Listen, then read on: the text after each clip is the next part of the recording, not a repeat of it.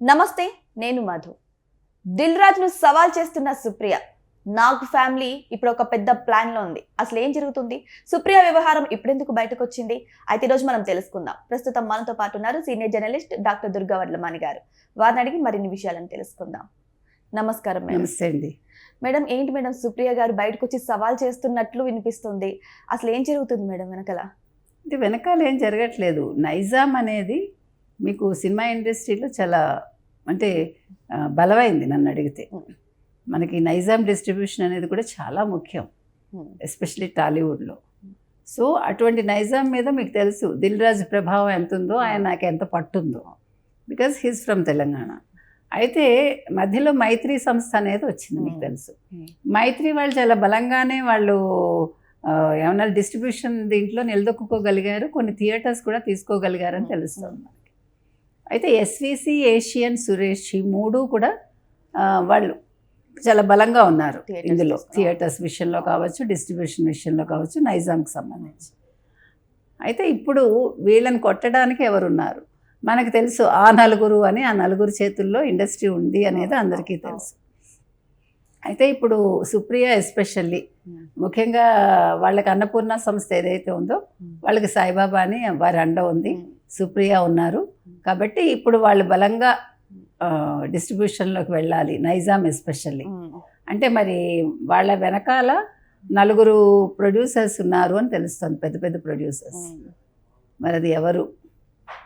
ఎందుకంటే ఇప్పుడు ఎవరు అనేది మనకి చెప్పడానికి కూడా మనకు అర్థం కావట్లే. వైజయంతి ఉందా, ఇంకెవరు ఉన్నారు అని. ఎవరై ఉండొచ్చు మేడం? అది వైజయంతి ఒకళ్ళు తెలుస్తున్నారు మనకి, మిగిలిన ముగ్గురు తెలియదు మనకి. అయితే ఇప్పుడు అసలు ఏంటి విషయం అని ఆలోచిస్తే చాలామంది నైజాంకి సంబంధించి డిస్ట్రిబ్యూషన్ విషయంలో అసంతృప్తితో ఉన్నారు.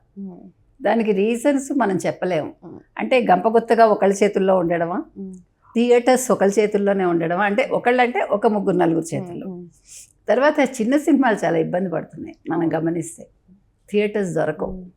ఒకప్పుడు ఒకేసారి కృష్ణ గారి సినిమాలు, రామారావు గారి సినిమాలు, తర్వాత ఏఎన్ఆర్ గారి సినిమాలు, శోభన్ బాబు గారి సినిమాలు, కృష్ణరాజు సినిమాలు వరుసగా రిలీజ్ అయితే థియేటర్స్ ఎక్కడ కొట్టుకున్నది లేదు. అంటే ఇప్పుడు మొనోపోలీ అనేది ఎక్కువైపోయిందా, అది దాన్ని చాలామంది సహించలేకపోతున్నారు. అందుకనే ఇప్పుడు అన్నపూర్ణ సంస్థ ఆలోచిస్తోందని తెలుస్తుంది. ముఖ్యంగా వీళ్ళ చేతుల్లో ఎన్టీఆర్, రామ్ చరణ్, ప్రభాసు, పవన్ కళ్యాణ్ ఈ నలుగురు, అంటే వాళ్ళకి సంబంధించిన చిత్రాలు కావచ్చు వీళ్ళ చేతుల్లో ఉన్నాయి, సుప్రియ వాళ్ళ చేతుల్లో. అందుకని వాళ్ళు చాలా బలంగా ముందుకెళ్ళాలని చూస్తున్నారు. మరి ఇది దిల్ రాజుకి చెక్ పెట్టడానికైనా. అంటే ఒకటి మన కొన్ని సెంటిమెంట్స్ ఉంటాయి ఇండస్ట్రీలో, చాలా ఎక్కువ ఉంటాయి. మరి దిల్ రాజు విషయంలో సెంటిమెంట్స్ ఏమైనా దెబ్బతింటున్నాయా మనకు తెలీదు. అంటే ఒక్కొక్కరికి ఒక్కొక్కటి ఉంటుంది, కొన్ని మనం మాట్లాడకూడదు కూడా. సో ఆ రకంగా చూసుకుంటే ఇప్పుడు సుప్రియ కనుక అంటే సుప్రియ అంటే అన్నపూర్ణ సంస్థది కనుక పై చేయి అయితే అప్పుడు అంటే ఇండస్ట్రీ కొంచెం మారుతుందా, సినిమాల రిలీజ్ విషయంలో కూడా చిన్న నిర్మాతలు కూడా ఊపిరి పీల్చుకోగలుగుతారా, అది తెలియాలి. ఇప్పుడు ఎవరు తీసుకున్నా కూడా వాళ్ళు ఆలోచించాల్సింది ఒక పెద్ద సినిమాలే కాదు, చిన్న సినిమాల దృష్టి కూడా పెట్టాలి వాళ్ళు. ఎందుకంటే చిన్న సినిమా కూడా బతకాలి కదా. మీరు గమనిస్తే కనుక అయితే ఒక పెద్ద సినిమా రావడానికి 3 ఏళ్ళు పడుతుంది. ఒక మీకు అనిల్ రావిపూడి ఒక్కడే ఏడాదికి కనీసం ఒక సినిమా రిలీజ్ చేస్తాడు అతను.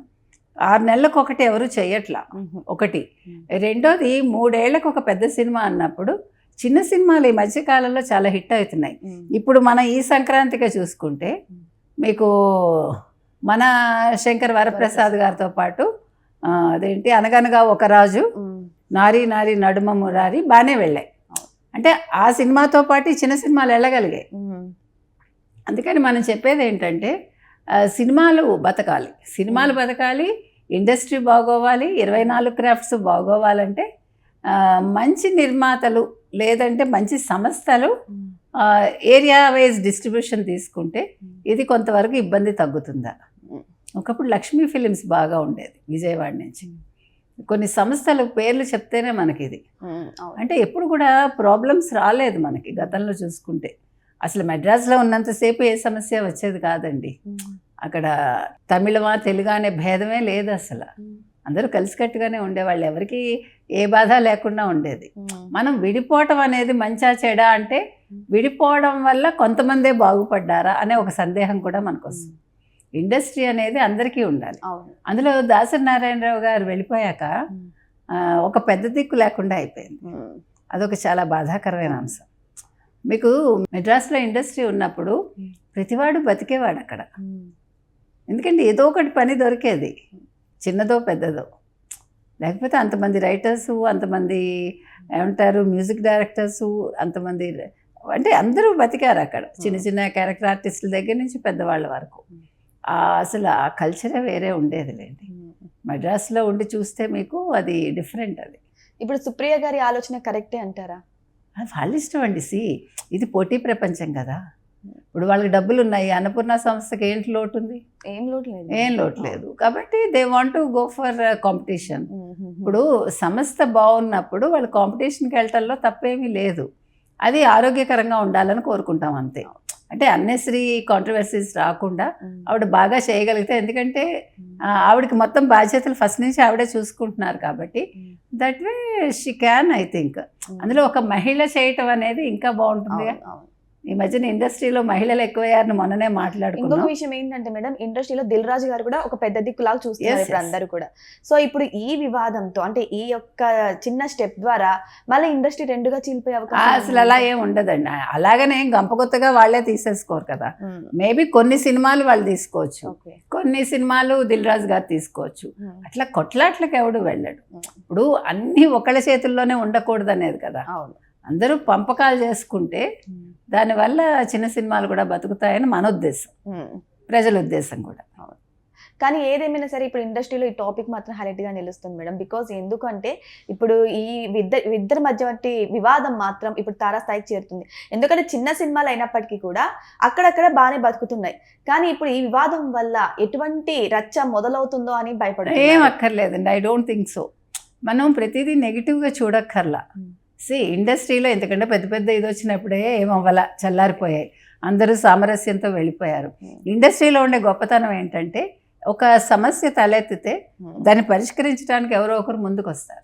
కాబట్టి మనం నెగిటివ్ కోణంలో వెళ్ళే కంట ఖచ్చితంగా ఇది మంచి ఫలితాలు ఇస్తుందని అనుకుందాము. మహిళలు ముందుకు వెళ్తున్నారు కాబట్టి ఆ రకంగా సుప్రియ గారు కూడా ముందుకు వెళ్తే బాగుంటుంది. సో ఏదేమైనా సరే సుప్రియ గారి ఆలోచన కూడా బాగానే ఉంది కాబట్టి మేబీ తన వంతు సాయంగా ఇక్కడ చిన్న సినిమాలు బతికే అవకాశంగా కూడా ఒక రూట్గా కూడా మారే అవకాశాలు అయితే ఉన్నాయి. మరి వెయిట్ చేసి చూద్దాం దీని గురించి మరి సినీ పెద్దలు ఎలా స్పందిస్తారు అనేది. Thank you so much. Thank you.